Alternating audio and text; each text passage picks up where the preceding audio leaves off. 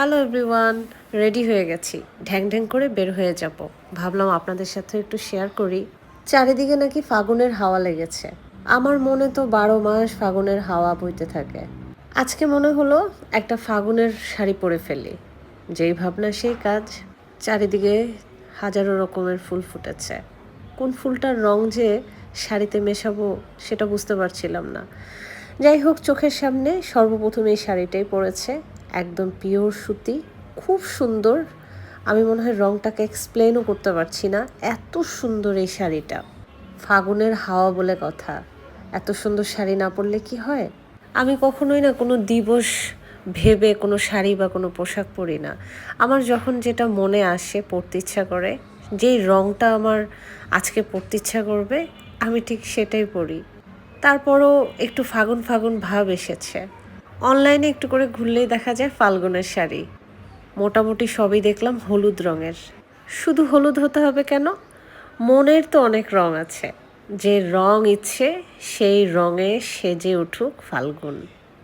আমি শাড়ি পরাতে একটুখানি আনাড়ি, তবে যতটুকুই পরি সবাই কিন্তু বেশ সুনাম করে, তোমার শাড়ি পরাটা অনেক সুন্দর হয়েছে। যদিও সুতির শাড়িতে একটু ঝামেলা আছে, একদম ফুলে ফেপে থাকে। তারপরও আমি যতটুকু পারি সেটা মন্দ না, ঠিকঠাক পরেই ফেলি। সাজুগুজু আমার খুবই পছন্দ, কিন্তু ঝক্কমক্ক করে আমি কখনোই সাজি না। আমার সাজ থাকে খুবই সিম্পল আর ন্যাচারাল।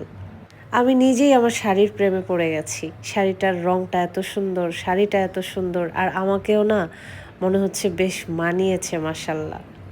আমার শাড়ির ভাণ্ডারে 90% শাড়ি চিকন পাড়ের। আমি চিকন পাড়ের শাড়ি প্রচণ্ড ভালোবাসি। মোটা পাড়ের শাড়ি আমার পরা হয় না বললেই চলে। আর অনেক বেশি হিজিবিজি ডিজাইন, অনেক বেশি হিবিজিবি কালারও আমার পরা হয় না। আমি মার্কেটে গেলে সবার আগে খুঁজি চিকন পাড়ের শাড়ি। যে শাড়িতে যত বেশি চিকন পাড় থাকবে সেই শাড়িটা প্রথম দেখাতে আমার পছন্দ হয়ে গেলে আমি নিয়ে নেই। আমার এই রেডি হওয়ার ভিডিওগুলো না আমার ইদানিং খুব ভালো লাগছে, আর আপনাদের সাথে শেয়ার করতে আরও বেশি ভালো লাগছে। আমার এই রেডি হওয়ার ভিডিওগুলো আপনাদের কাছে কেমন লাগছে অবশ্যই কমেন্টস করে জানাবেন। আর শাড়িতে আমাকে কেমন লাগছে সেটা তো অবশ্যই জানাবেন। অনেক ঢং টং করলাম, ছবি টবি তুললাম, ভিডিও করলাম। এখন চলে যাব বাইরে খেতে।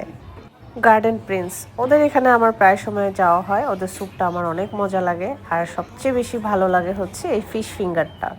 ফিশ ফিঙ্গার আর থাই স্যুপ খেতে খেতে বিদায় নিচ্ছি। আজকের ভিডিওটা কেমন লেগেছে অবশ্যই কমেন্টসে জানাবেন।